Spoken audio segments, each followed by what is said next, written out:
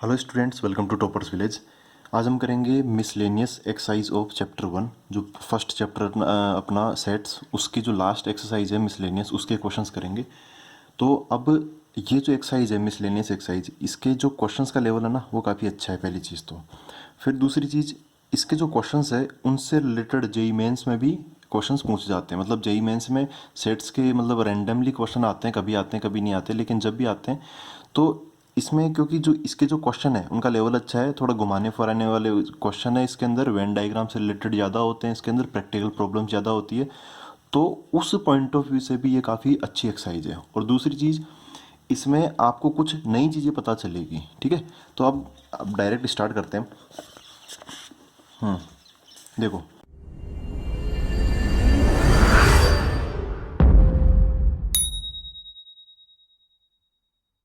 जो first question है उसमें क्या बोला है। अब जो फर्स्ट और सेकंड तो आसान है, फिर थर्ड क्वेश्चन से लेके क्वेश्चन नंबर 12 तक फिर आपको अलग ही टाइप के क्वेश्चन मिलेंगे। फिर 13 से लेके 16 तक ये आपके प्रैक्टिकल प्रॉब्लम्स हो गए, 2 सेट वाले और 3 सेट वाले। ठीक है, ऐसे टुकड़े कर लेते हैं।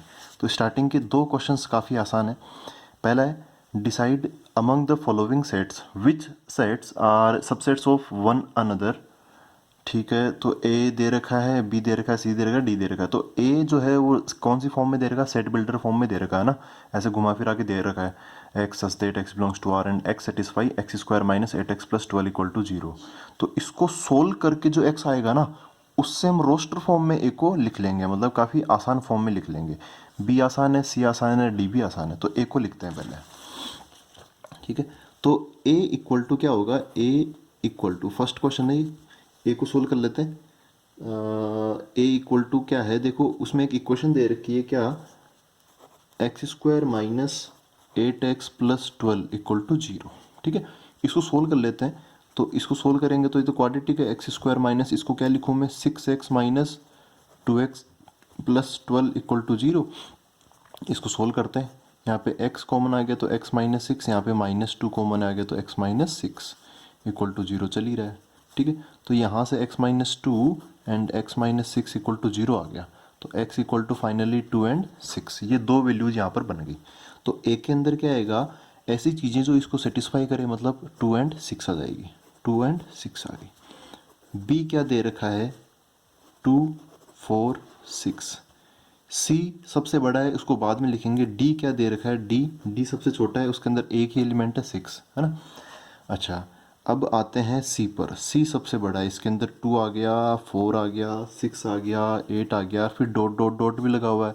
मतलब ये इन्फाइनाइट टाइम्स चलता ही रहेगा, तो ये कभी रुकेगा नहीं। और ये सारे आप ध्यान से देखोगे तो ये सारे के सारे कैसे नंबर है, इवन नंबर्स का सेट हो गया ये। ठीक है, तो अब हमें बताना है कि कौन किसका सेट है। चलो ऐसे चालू करते हैं। ए किसका सबसेट है, ए बी का सबसेट है, तो ए इज सबसेट ऑफ बी हो गया। ए डी का सबसेट है क्या, नहीं है। ए सी का सबसेट है क्योंकि इसमें है 2 एंड 6। अच्छा, बी, ए बी का सबसेट कैसे हुआ, क्योंकि ए में थे 2 एंड 6, बी में भी थे 2 एंड 6। ठीक है, तो ए वाले एलिमेंट्स बी में है, इसलिए क्या हो गया, ए बी का सबसेट हो गया। ए डी का नहीं हो पाएगा, ए सी का हो जाएगा, क्योंकि ए छोटा है, सी बड़ा है, तो ए सबसेट ऑफ सी। ठीक है, ये भी हो गया। चलो ए का काम हो गया। अब बी किसका सबसेट है, बी ए का तो हो नहीं सकता, क्योंकि ए तो छोटा है उसका। तो बी अपने छोटे वाले का सबसेट नहीं होता ना, बी से बड़ा कौन है, ये है सी। तो क्या 2 4 6 सी में भी आते हैं, हाँ आते हैं। तो बी किसका सबसेट हो गया, सी का, B subset of C. Okay, अगला बी का काम हो गया। अब डी का देखते हैं, डी के अंदर क्या आ रहा है, 6 आ रहा है। तो डी क्या ए का सबसेट है, डी हाँ ए का सबसेट है, क्योंकि डी के अंदर है 6 और ए के अंदर है 2 एंड 6, तो 6 को लेके ये डी बना दिया गया। तो ये D subset of A. D B का भी सबसेट है, क्योंकि डी के अंदर है 6 और बी के अंदर है 2 4 6। ठीक है, तो D is subset of B also. आगे डी, देखो सब अपने आप में खुद के सबसेट तो होते ही हैं, तो वो मैं लिख नहीं रहा। D is subset of C, D is subset of C. ठीक है, तो ये 6 कॉम्बिनेशन अपने यहाँ पे बन गए। डी सी का सबसेट कैसे हुआ, सी के अंदर सब है, डी के अंदर ओनली 6 है, जो कि सी के अंदर भी आता है। ठीक है, तो ऐसे हो गए फर्स्ट क्वेश्चन। अब आते हैं हम सेकंड क्वेश्चन पर। देखो सेकंड क्वेश्चन क्या कहता है, सेकंड क्वेश्चन कह रहा है in each of the following determine whether the statement is true और फॉल्स, सही है या गलत है ये बताना है। If it is true prove it, if it is false then give an example. ठीक है, तो सबसे पहले हमें ट्रू या फॉल्स पता करना है, और जैसे हम पता करेंगे ना वही हम प्रूफ दे देंगे, वही हम एग्जाम्पल फिट कर देंगे उसके अंदर। ठीक है, तो पहला ये सारी के सारे मैं यहाँ पे लिखता चलता हूँ। सेकंड का जो फर्स्ट पार्ट है, सेकंड का जो फर्स्ट पार्ट उसमें क्या बोल रहा है, if X belongs to A and A belongs to B then X belongs to B. अब देखो ये चीज़ थोड़ी सी हो गई गड़बड़, ये चीज़ क्या हो गई, गलत हो गई। एक्स एक क्या है, एलिमेंट है। ठीक है, और ए ये क्या है, एक सेट है। ये क्या है, एक सेट हो गया, क्योंकि देखो एक्स एक एलिमेंट है तो ए ऑटोमेटिकली क्या हो गया, एक्स बिलोंग्स टू ए है ना, तो ए क्या हो गया, एक सेट हो गया। अच्छा ये सेट है, बिलोंग्स टू बी, ये भी क्या है, सेट है। ये पावर सेट है कि नहीं ये हमें कोई पता नहीं है। तो अब क्या बोला है कि and A belongs to B है, तो एक सेट जो है वो दूसरे सेट का सबसेट हो सकता है, मतलब ए इज सबसेट ऑफ बी, ये साइन अलाउड है। लेकिन ये बिलोंग्स टू वाला साइन अलाउड नहीं है, क्योंकि हमने एक बार मैंने पहले ही बताया था, क्योंकि जो एलिमेंट होता है वो एक सेट में बिलोंग कर सकता है, तब हम ये वाला साइन लगाते हैं। लेकिन एक जो सेट होता है वो दूसरे सेट का क्या होता है, सबसेट होता है। सेट और सेट के बीच में सबसेट का साइन लगेगा, और एलिमेंट और सेट के बीच में क्या लगेगा, ये बिलोंग्स टू वाला साइन लगेगा। ठीक है, तो ये चीज़ क्या हो गई, गलत हो गई। एग्जाम्पल के तौर पे आप कुछ भी बोल सकते हो, जैसे एक के अंदर बना लो कि एक के अंदर 1 2 3, ठीक है, तो और बी के अंदर ले लो आप 1 2 3 एंड 4। तो आप ध्यान से देखोगे, जैसे मैं 2 की बात करूँ, 2 बिलोंग्स टू ए है, तो ये चीज़ सही होगी, मतलब एक्स बराबर 2 ले लिया मैंने, तो ये चीज़ सही होगी।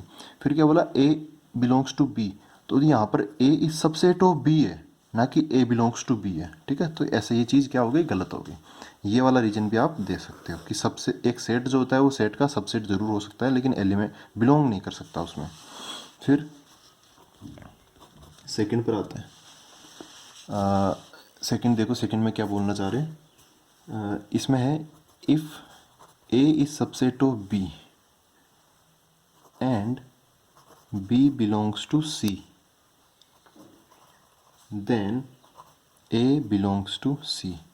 तो देखो फिर से वही गड़बड़ हो गई यहाँ पे, यहाँ पर ये वाला साइन ना गड़बड़ कर दिया इसने, तो यहाँ पर भी वैसे गड़बड़ ही है। आप ले सकते हो ऐसे आराम से, एक के अंदर ले लो 1 2, बी के अंदर ले लो आप 1 2 एंड 3, ठीक है, और सी के अंदर आप ले लो 1 2 3 4। तो यहाँ पर एक्चुअली सबसेट का साइन लगेगा, ऐसा सही होता, बी बिलोंग्स टू सी, ये वाला सही होता। ठीक है, तो आगे सब कुछ क्या हो गया, गड़बड़ हो गया। थर्ड ले लिया अब, थर्ड में क्या है, इफ़ ऐसा दे रखा है, if A is subset of B and B is subset of C then A is subset of C, ये दे रखा है। ठीक है, यहाँ पे सबसेट का साइन है ये। तो अब देखो इसमें क्या है, इसको आप 2 3 पॉइंट ऑफ व्यू से समझ सकते हो। एक तो एग्जांपल ले लेता हूँ, देखो जानबूझकर हमें ऐसा एग्जांपल लेना कि ये जो देन के पीछे वाला है ना, इफ़ ऐसा ऐसा है तो इतना तो हमें मान के चलना ही पड़ेगा। देन के बाद वाला हम इन चीज़ों से डिसाइड करेंगे कि वो चीज़ सही है या नहीं है। तो इफ़ से पहले वाली चीज़ आप मान के चलो कि ये सही है, तो ए इज सबसेट ऑफ बी, ए को आप ले लो 1 2, तो इस हिसाब से बी क्या हो जाएगा, 1 2 3 हो जाएगा। बी जो है वो ए का सुपर सेट होना चाहिए, बड़ा होना चाहिए। अच्छा, बी इज सबसेट ऑफ सी है, तो सी जो है वो बी को भी रखता है, तो सी और बड़ा होना चाहिए। 1 2 3 एंड 4 ले लिया मैंने। तो अब क्या बोल रहा है, then A is subset of C. अब ये चीज़ सही है या गलत है, तो देखो आप यहाँ पे देखो, ये रहा ए और ये रहा सी।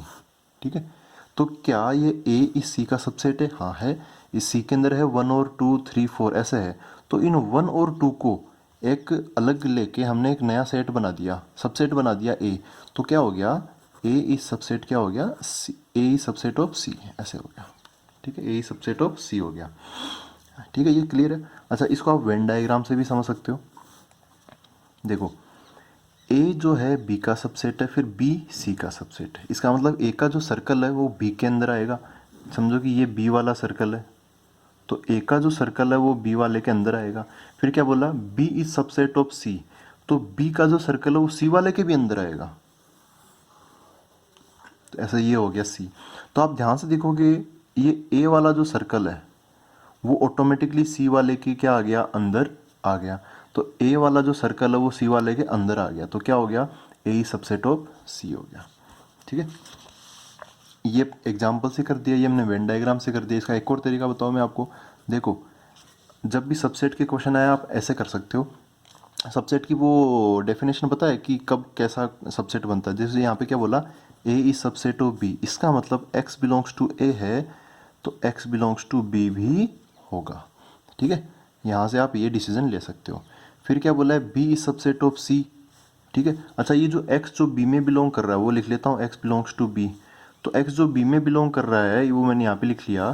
तो x जो इसमें बिलोंग कर रहा है वो ऑटोमेटिकली c में भी बिलोंग करेगा, तो x बिलोंग्स टू क्या हो गया, c। अब आप डायरेक्ट यहाँ से ये सोचो, x belongs to a then x belongs to c। इसका मतलब अगर कोई एलिमेंट a के अंदर है तो वो ऑटोमेटिकली c के अंदर होगा ही होगा। उल्टा हमने प्रूव नहीं किया है, हमने ऐसे एक वन डायरेक्शन में प्रूव किया, एक ही डायरेक्शन में प्रूव किया, इसका उल्टा ट्रू नहीं होगा। बस ये प्रूव किया है, if x belongs to a then x belongs to c। इसका मतलब यही तो डेफिनेशन होती है सेट की, सबसेट की। तो जो इफ़ के साथ वाला है वो तो आता है पहले a, और जो देन के साथ आता है x बिलोंग्स टू c वो आता है बाद में। तो a इस सबसेट ऑफ क्या हो गया, c हो गया। ऐसे और आप प्रूव कर सकते हो। ठीक है, अब हम आगे आते हैं, फोर्थ पे आते हैं। फोर्थ में बोला है a is not subset of b, b is not subset b is not subset of c, then a is not subset of c, ऐसा बोला है। तो अब देखो इसमें हमें एग्जांपल देके बता देते हैं, क्योंकि एग्जांपल देने के लिए तो बोला ही है। ये इफ़ के साथ है और ये देन के बाद है, तो पहले हम इनको मान लेते हैं। कैसे माने, a is not subset of b, a b का सबसेट नहीं है। तो एक को मैं ऐसे मान लेता हूँ 1,2। ठीक है, 1,2 is not subset of B, तो बी को फिर मैं कुछ अजीब सा मान लेता हूँ, जैसे 1,3,5 ऐसे मान लिया। ठीक है, अच्छा बी तो ये है ही 1,3,5 इज नॉट सबसेट ऑफ। अब मैं जानबूझकर, देखो अगर आप इसको गलत साबित कर देते हो, इन सब के अंदर क्या करना है हमें, अगर जैसे अगर कोई चीज़ ट्रू है तो वो हमेशा ही ट्रू होगा। ठीक है, मतलब कोई आप ऐसा एग्जाम्पल ढूंढ ही नहीं सकते जो इसको गलत साबित करे, तब तो वो क्या कहलाएगा, ट्रू कहलाएगा। ऑलवेज ट्रू वाली चीज़ ही ट्रू कहलाती है। लेकिन अगर आप एक भी ऐसा एग्जाम्पल ढूंढ लेते हो जो कि उस चीज़ को गलत साबित कर दे, तो उसको हम ट्रू नहीं बोलते। वो कभी कभार ट्रू हो सकता है लेकिन हमेशा ट्रू नहीं होता। हमेशा ट्रू नहीं होगा तो हम उसको ट्रू नहीं बोलेंगे। ठीक है, तो आप इस चीज़ को कि ए इज नॉट सबसेट ऑफ सी, इसको गलत साबित कर दें। इसको गलत साबित करेंगे मतलब हम क्या शो कर दें कि ए इज सबसेट ऑफ सी, तब ये जो चीज़ है वो क्या हो जाएगी, गलत हो जाएगी। और क्योंकि कभी कभार ये भी केस बन रहा है अपना, तो ऐसा कैसे बनाएं, तो हम जानबूझकर ए क्या है, देखो ए को देखते हुए चलेंगे 1,2, और सी बनाते टाइम इस 1,2 का ज़रूर ध्यान रखेंगे। तो सी को मैं ऐसे ले लेता हूँ 1,2,3,4 ऐसे ले लेता हूँ। ठीक है, तो देखो ये और ये तो सही है, लेकिन फिर इनसे ये वाला कंक्लूजन हम निकालना गलत हो जाएगा। 1,2 इज नॉट सबसेट ऑफ 1,3,5। हाँ सही है भाई, इसके अंदर 2 है उसके अंदर 2 नहीं है, तो सबसेट कैसे होगा, ये चीज़ सही है। 1,3,5, हाँ भाई इसमें 5 है उसमें 5 नहीं है, तो क्या हो गया, ये गलत हो गया।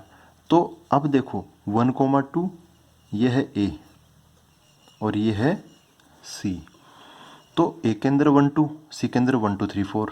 क्या ए सी का सबसेट नहीं है, क्यों नहीं है सबसेट। ठीक है, तो ये चीज़ क्या कर दी हमने, गलत साबित कर दी। अगर हम ऐसा एग्जाम्पल ढूंढ ही नहीं पाते तब इसको क्या बोलते, हम ट्रू बोलते। लेकिन अब ये भी चौथा वाला भी क्या हो गया, फॉल्स हो गया।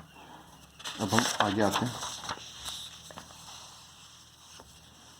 इसका नेक्स्ट पार्ट करते हैं, फिफ्थ पार्ट में क्या बोला है, if x belongs to a and a is not subset of b, a is not subset of b, then x belongs to b। अब ऐसा और बोल दिया इसने कि कोई एलिमेंट है एक्स, वो ए के अंदर बिलोंग कर रहा है। अच्छा, ए बी का सबसेट नहीं है, ए बी का सबसेट नहीं है, तो एक्स बी में बिलोंग कर सकता है। ये चीज़ तो गलत हो गई। जैसे एग्जांपल लेते हैं 1,2,3, ये मैंने क्या ले लिया, ए ले लिया, ठीक है। अच्छा, ए बी का सबसेट नहीं है तो मैं बी को क्या ले लूँ, मैं बी को ले लेता हूँ 5,6,7। तो यहाँ से तो ये तो क्लियर हो ही गया ना, यहाँ से ये क्लियर हो गया। अब देखो फिर किसने क्या बोला कि X belongs to B, X belongs to A था पहले, जैसे यहाँ पे क्या है 2 बिलोंग्स टू ए, ठीक है, 2 बिलोंग्स टू ए हो गया। अच्छा, साथ में ये चीज़ भी सही है कि A is not subset of B. Then क्या मैं ऐसा बोल सकता हूँ क्या, यहाँ पे जो एक्स क्या माना मैंने, 2 माना ना, कि 2 बिलोंग्स टू बी, ऐसा सही है क्या ये 2 क्या इसके अंदर है? नहीं है यार, 2 कैसे होगा इसके अंदर, वो सबसेट होता तब होता ना वो। तो ये चीज़ क्या हो गई, ये जो अपना फिफ्थ स्टेटमेंट है वो भी क्या हो गया, गलत हो गया। बस आपको ऐसे एग्जाम्पल सेट करते हुए चलना है, क्योंकि ये एग्जाम्पल लेके चलना भी एक तरीका है जो कि कुछ क्वेश्चंस में हमें मदद देगा ये आगे। 6th पार्ट, इसे हम बोला if A is subset of B and X does not belongs to B, then X does not belongs to A। ये एक शानदार पार्ट हो गया इसका, ठीक है, अच्छा पार्ट है, ये आगे के क्वेश्चंस को समझने में मदद देगा ये वाला। देखो भाई, A के अंदर A सबसेट ऑफ B है और कोई एलिमेंट है जो कि इसके अंदर बिलोंग नहीं करता, तो वो इसके अंदर भी नहीं आएगा, ठीक है, इसके अंदर भी नहीं आएगा। अब इसको दो कुछ एक एग्जांपल से लेता हूँ पहले। चलो, ए ले लिया मैंने 1,2 और बी ले लिया मैंने 1,2,3, ठीक है। तो यहाँ से इन दोनों से ये तो क्लियर हो गया, इसको भी क्लियर कर लेते हैं। मैं यहाँ पे एक ऐसा एक्स ले लेता हूँ जो कि बी में बिलोंग नहीं करता, तो मैं यहाँ पे ऐसे बोल देता हूँ कि 5 does not belongs to B. तो ये भी क्लियर हो गया कि एक्स का काम कौन कर रहा है, 5, बी की जगह बी है, ए की जगह ए, बी की जगह बी। तो क्या, अब देखो, then X does not belongs to A, तो हम अपने हिसाब से देखेंगे क्या अपना जो 5 है वो ए के अंदर बिलोंग कर रहा है, 5 डज नॉट बिलोंग्स टू ए, ठीक है, ये चीज़ क्या हो गई, सही हो गई। तो ये चीज़, ये X does not belongs to, ये भी क्या हो गया, सही हो गया। इसको आप कैसे समझ सकते हो, वेन डायग्राम से भी समझ सकते हो। ए इज सबसेट ऑफ बी, तो ए का सर्कल अंदर बनेगा और बी का सर्कल बाहर बनेगा, ठीक है। तो अब देखो, आप ध्यान से देखो, जो ए के एलिमेंट है वो तो बी के अंदर होंगे होंगे, लेकिन अब यहाँ पे क्वेश्चन पहले किसने उठा दिया, बी पर उठ गया पहले question, X does not belongs to B. तो कोई एलिमेंट है एक्स, वो बी में बिलोंग नहीं करता, इसका मतलब वो बी वाले सर्कल से बाहर है। यहाँ पर कोई कोई पॉइंट है एक्स है वो जो कि इस बी के अंदर नहीं आ रहा। तो आप ध्यान से देखो कि जब एक का दायरा तो उससे भी छोटा है, बी के दायरे के अंदर है का दायरा, कोई पॉइंट है एक्स जो कि बी के दायरे में नहीं आ रहा, बी के सर्कल में नहीं आ रहा, तो वो ए के सर्कल में कैसे आएगा, आई बात समझ में। वही बात है यहाँ पर है, कोई ए बड़ा है इसके, है ना, ए तो है सबसेट, बी है इसका क्या, सुपर सेट। कोई चीज़ सुपर सेट में ही नहीं है तो उसके सबसेट में कैसे आ सकती है, समझ गए ना। तो वही बात है यहाँ पर, ये हमने एक एग्जाम्पल से और यहाँ से समझ लिया। तो स्टूडेंट्स, अब हम देखते हैं मिसलेनियस एक्सरसाइज का जो थर्ड क्वेश्चन है उस पर आते हैं। अब देखो, क्वेश्चन नंबर 3 से लेके क्वेश्चन नंबर जो 12 है, ये सारे अलग ही क्वेश्चन है। तो इनकी मेथड्स कुछ तो आपको पता होगी, कुछ आप नहीं जानोगे यहाँ पर। तो इनकी जो प्रैक्टिस है, कम से कम आपको 4-5 बार करनी है, तब जाके आपको हो सकता है, देखो एकदम नया तरीका ना, तो कुछ अटपटा लग सकता है, ठीक है। तो एक्चुअली हम अभी तक के जो क्वेश्चन करते आए हैं वो इनकी अप्रोच से अलग क्वेश्चन थे, वो क्वेश्चन काफ़ी आसान थे। तो एक नई अप्रोच है, वो हमें एक्सेप्ट करनी है, उसको हमें अडेप्ट करना है, उसको सीखना है कि ऐसे भी हम क्वेश्चंस कर सकते हैं, ठीक है।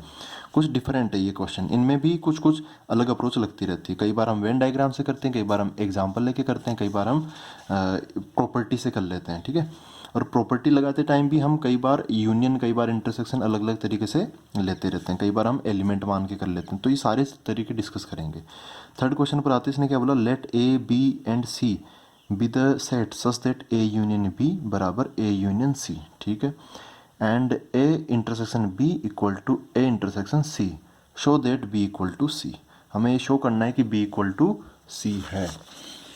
तो देखो भाई, इस क्वेश्चन को करने से पहले मैं आपको कुछ चीज़ें बता देता हूँ जो कि ऑलरेडी हम एक दो बार कर चुके हैं डिस्कस, लेकिन एक बार और कर लेते हैं क्योंकि इस क्वेश्चन में वो चीज़ें काम आएगी। देखो, पहली चीज़ तो है आपको डिस्ट्रीब्यूटिव लॉ पता होना चाहिए, डिस्ट्रीब्यूटिव लॉ, जो कि हम ऑलरेडी एक बार डिस्कस कर चुके हैं। इसमें क्या होता है, ए यूनियन बी, समझो कि बाहर की तरफ इंटरसेक्शन सी खड़ा है, ब्रैकेट में क्या है, ए यूनियन बी, और बाहर की तरफ देखो तीनों ही जगह इंटरसेक्शन होता है, वो चलो हम बाद में डिस्कस कर लेंगे, मैं लिख ही दूंगा उनको। तो मैं कहता हूँ अंदर वाले को प्लस या माइनस की तरह समझो और बाहर वाले को मल्टीप्लाई की तरह समझो। तो ये ए से सी मल्टीप्लाई होगा तो क्या हो जाएगा, ए, यहाँ पे देखो मल्टीप्लाई का साइन है ये वाला, तो ए इंटरसेक्शन सी आ जाएगा। फिर बी सी से मल्टीप्लाई होगा तो बी इंटरसेक्शन सी आ जाएगा। अच्छा, बीच में देखो ये मानने का, ये समझने का तरीका है, ऐसा होता नहीं है कि इंटरसेक्शन मल्टीप्लाई होता है, ठीक है। बीच में यूनियन है तो यहाँ पर क्या लग जाएगा, अच्छा ये हो गया और ये भी हो गया, और बीच में क्या यूनियन, यहाँ पे प्लस था ना तो यहाँ पर भी प्लस हो जाएगा, मतलब यूनियन लग जाएगा, ठीक है। ऐसे ही A intersection B union C. अब मैं कहता हूँ, अब देखो ऐसा नहीं कि यूनियन यहाँ पे प्लस हो गया, आप बाहर वाले को हमेशा क्या मानो, मल्टीप्लाई मानो, अंदर वाले को प्लस या माइनस मानो। तो यहाँ पर क्या हो गया, ए यूनियन सी हो जाएगा पहले, ए यूनियन सी। अब ऐसे बी यूनियन सी भी हो जाएगा, डिस्ट्रीब्यूट हो जाएगा, बी यूनियन सी। बीच में इन दोनों के बीच में प्लस का साइन लगाओ तो यहाँ पर भी प्लस का साइन लग जाएगा, तो यहाँ पे क्या लगा, इंटरसेक्शन, तो यहाँ पर भी क्या लग जाएगा, इंटरसेक्शन। फिर अगली चीज़, A intersection B intersection C. देखो इसका मतलब क्या है, आप ये आराम से, अब देखो यहाँ तो यूनियन था, यहाँ पे इंटरसेक्शन था, इंटरसेक्शन था अंदर, बाहर यूनियन था। अलग अलग जब होता है तब डिस्ट्रीब्यूटिव लॉ काम करता है। जब बाहर अंदर सब सेम हो, A intersection B intersection C, तो आप भले आराम से हटा दो, कोई फ़र्क नहीं पड़ने वाला। ऐसे यहाँ पर यूनियन यूनियन होता तो यहाँ पर भी यूनियन यूनियन हम लगा देते हैं, ठीक है। एक तो ये चीज़ आपको समझनी थी। एक और चीज़ है, जैसे A intersection B union B. अब ये बताओ कि इसका आंसर क्या आएगा, A intersection B union B. चलो इसको वेन डायग्राम से समझाता हूँ, आप एग्जांपल लेके भी देख सकते हो वेन डायग्राम से, क्योंकि अच्छे से विजुअलाइज हो जाता है, इसलिए वही मैं प्रेफर करता हूँ। इसका वेन डायग्राम बनाते हैं। देखो ये ए का गोला, ये बी का गोला, A intersection B, A intersection B मतलब ये वाला आ गया, कॉमन है ना, इंटरसेक्शन मतलब कॉमन बीच वाला। अच्छा, तो अच्छा यूनियन में क्या था आपको पता है, यूनियन में क्या था, यूनियन में सब आ जाता है, जो इधर लिखा हुआ वो भी आ जाएगा, इधर लिखा हुआ वो भी आ जाएगा। तो बी कौन है, बी है पूरा का पूरा ये है, ठीक है। अब ये जो है इसको तो मैंने डॉट डॉट डॉट से शो किया है और इसको मैंने ऐसे लाइन से शो किया है, ठीक है। इन दोनों का क्या लेना, हमें यूनियन लेना है। यूनियन लेना मतलब दोनों का ही पोर्शन आ जाएगा। आप ध्यान से देखोगे तो ये वाला जो पोर्शन है, जो डॉट डॉट वाला है, वो तो इस लाइनिंग वाले के अंदर ही फिट है। तो कुल मिला के क्या जाएगा, अगेन इसका आंसर बी ही आ जाएगा, ठीक है। आई होप ये आपको बड़े अच्छे से क्लियर हुआ है। ये चीज़ क्या है, देखो अंदर की तरफ यहाँ पर दो बार एक ही चीज़ रिपीट हुई है, कौन, बी। एक बार अंदर था बी, एक बार बाहर था बी। अब ये साइन मैटर नहीं करते, आप यहाँ इंटरसेक्शन लगा लो, यहाँ यूनियन लगा लो, तब भी आंसर इसका बी आएगा।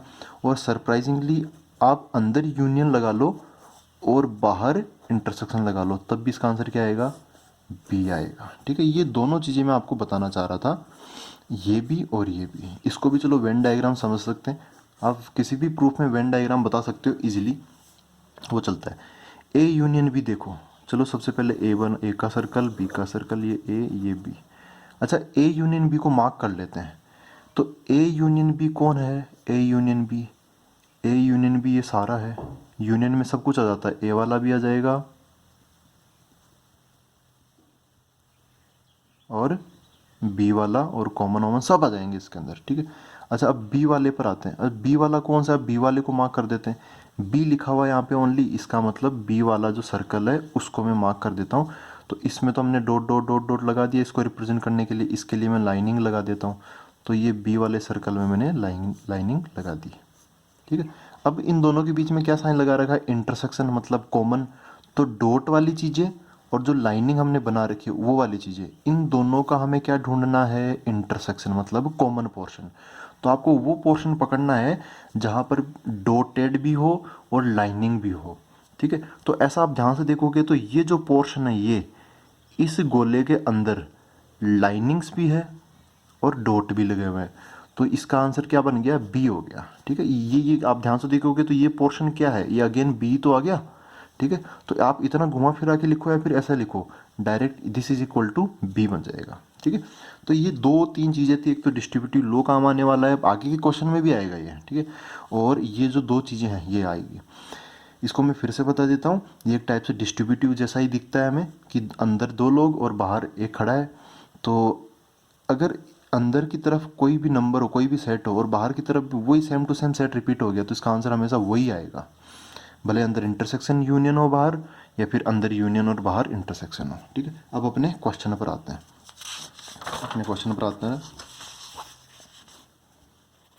थर्ड क्वेश्चन में क्या दे रखा है, इसमें दे रखा है कि A union B equal to A union C. साथ ही एक और चीज़ दे रखी है, A intersection B equal to A intersection C.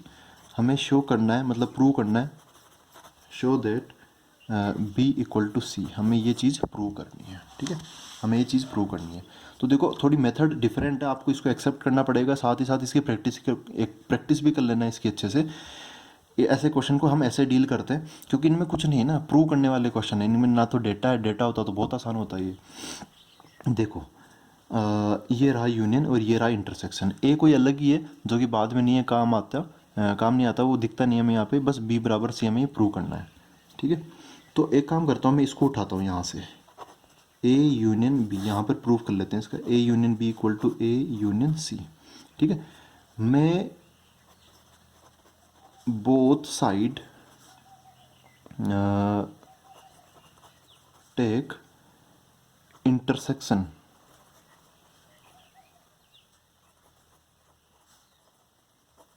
With B, take intersection with B, मैं बी के साथ दोनों तरफ इंटरसेक्शन ले लेता हूँ।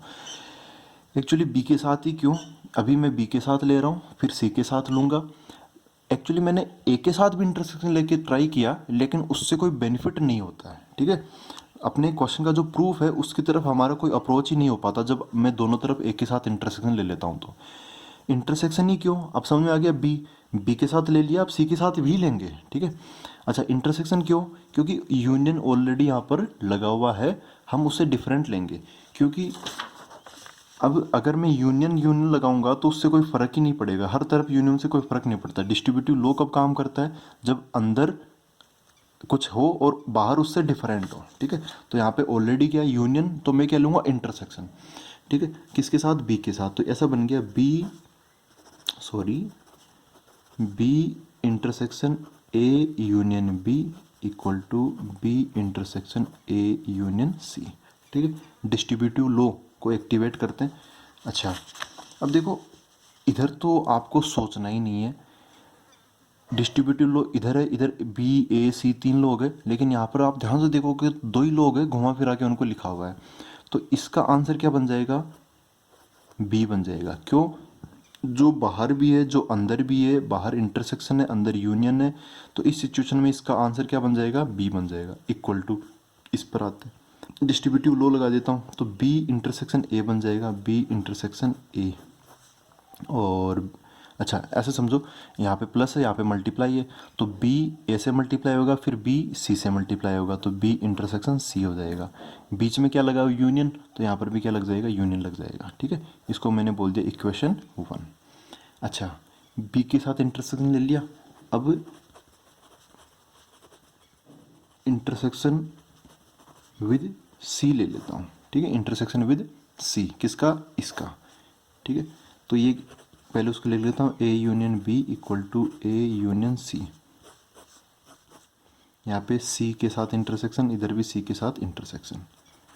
अब यहाँ पर सब डिफरेंट है, लेकिन यहाँ पर जो बाहर है वही अंदर की तरफ है, तो इसका आंसर क्या बन जाएगा, सी बन जाएगा। अच्छा, इसको डिस्ट्रीब्यूट करते हैं, सी मल्टीप्लाई ए प्लस बी, तो सी ए से मल्टीप्लाई होगा। ये बस फिर से बता रहा हूँ, लिखने का सोचने का एक तरीका है जिससे हम आसानी से याद रख सकते हैं इन रूल्स को, नहीं तो टफ हो जाता है फिर याद रखना। क्या हो गया ये, सी इंटरसेक्शन ए, बीच में, अच्छा पहले सी को बी के साथ कर लेते हैं डिस्ट्रीब्यूट, सी इंटरसेक्शन बी, बीच में यूनियन है तो यहाँ पर भी यूनियन लग जाएगा। ठीक है, अच्छा ये है इक्वेशन 2, लेकिन आप ध्यान से देखोगे ये दोनों वैसे तो क्या है बराबर है, लेकिन आपको दिख नहीं रहा होगा कैसे। चलो इसको थोड़ा सेटल कर लेते हैं। सी बराबर, देखो यहाँ पर सी इंटरसेक्शन ए लिखा हुआ है, क्या लिखा हुआ है, सी इंटरसेक्शन ए। यहाँ पे क्वेश्चन में दे रखा है कि सी इंटरसेक्शन ए, देखो इंटरसेक्शन कॉम्यूटेटिव होता है, कॉम्यूटेटिव मतलब ऑर्डर चेंज कर सकते हैं उसका, ये प्रॉपर्टीज में ऑलरेडी आ चुका है।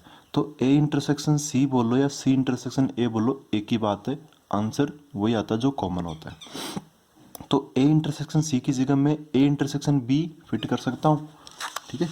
तो यहाँ पर इसकी जगह मैं क्या लिख सकता हूँ, ए इंटरसेक्शन बी, क्योंकि ये दे रखा है, ठीक है ना, ये गिवन है, बीच में यूनियन, बीच में यूनियन, ठीक है।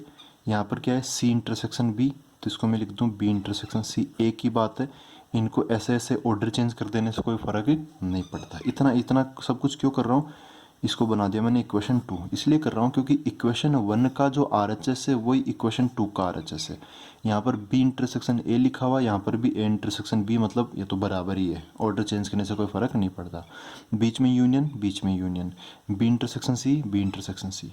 तो इन दोनों इक्वेशन से by equation 1 and 2 LHS LHS भी बराबर हो जाएगा, इनका RHS बराबर होगा, LHS भी क्या होगा बराबर B इक्वल टू सी।